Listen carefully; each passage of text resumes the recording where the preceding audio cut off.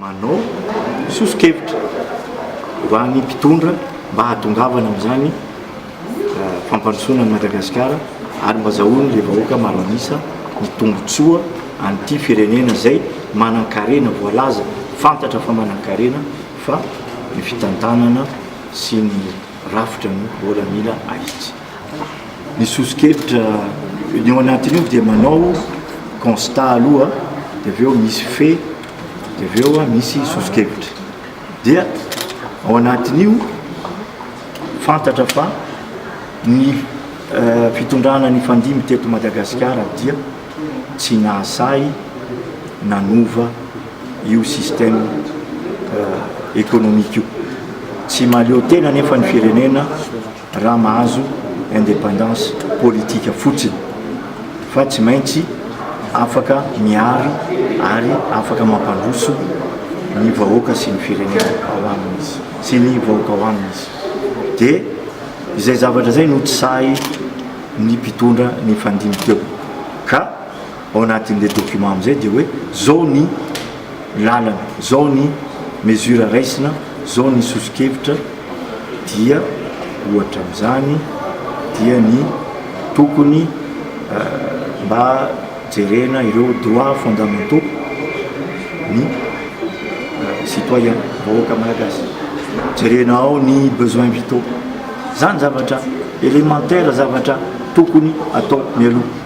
Raha ny malagasy zao fa tsy afaka mihinana intelo isan'andro tsony ny ankamaroany, nefa ny firenena betsaka ny volamena eto, betsaka ny bois de rose sy ny namany sy ny rehetrarehetra, nefa olombitsy ihany no mahazo ny tombony, firenena tsy mahazo ny tombotsoa dia tsy mety tsony zany.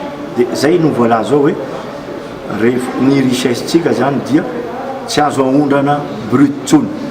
Ny volamena dia apetraka ao amin'ny banque centrale, ary ny gouverneur ny banque centrale tamin'izany fotoana dia efa nanao taratasy officiel ny fahavononany hividy ny volamena apetraka atao réserve mba ho garantie ny monnaie malagasy. Ndrisy ny limogena io gouverneur io tamin'izany fotoana dia tsy tanteraka izy. Zao misy ny MID, marché interbancaire de devise, zay tsy ahitana vokany raha ny vahoaka madinika no jerena, fa ireo tompon'le devise no manao échange ao, izy ihany no manao zay tiany atao. Ka voaingana teo ny teny aby ny namana hoe na ny banque centrale zay tokony handrindra n'izany fifanankalozana izany aza dia fa tsy mahafantatra tsony hoe firy ny vola miditra eto amintsika. Zany ve dia mbola hitohatra amin'ny oviana zany, ka ho zay hoe io voalaza ao anatin'ny le document dia hoe atao ohatran'izao.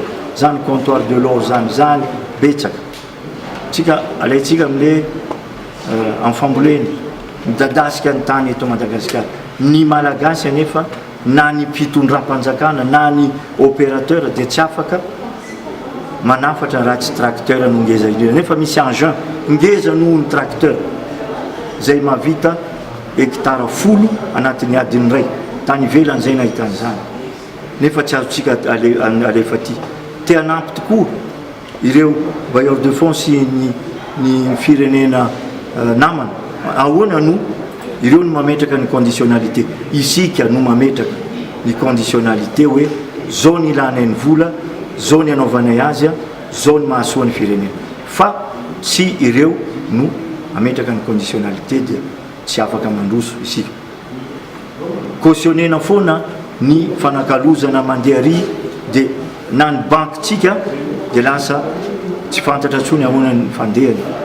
Banque nationale moa efa tsy misy, banque d'investissement et de développement tsy misy, banque commerciale no misy eto amintsika sy ny sisa. Ka microfinance no créena, tsy afaka indramam-bola be, tsy afaka omena ny malagasy madinika, ny mpandraharaha malagasy vitsy ny mahazo, fa zay ngeza ihany no mahazo an'ireny. Ka tsy handroso ny firenena raha tsy miova ny toe-tsaina, miova ny fanapahan-kevitra, mitsinjo ny maro anisa isika. Zahay dia mbola mametraka ny hoe hatramin'ny ela 2009 no efa niteny an'izany, 2010 efa vita les documents, mbola mireitéré an'izany zay zao satria tsapanay fa miteny ny maro fa tsy mety ahazo indépendance économique zany sika raha ohatra ka tsy say mitaky an'izany zany.